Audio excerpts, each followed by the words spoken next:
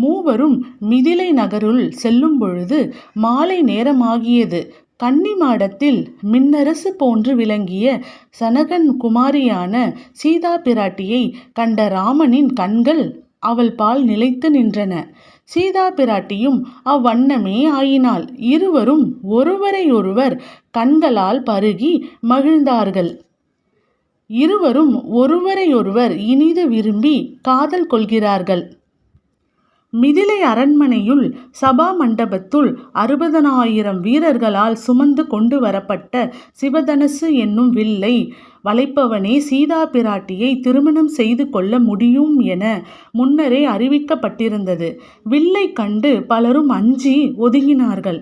நீண்ட காலமாக யாராலும் நெருங்க முடியாத நிலையில் இருந்த அவ்வில்லை ராமன் சீதைக்கு அணிவிக்க பெறும் மாலையை எடுப்பது போன்று தன் கையால் எடுக்கிறான்.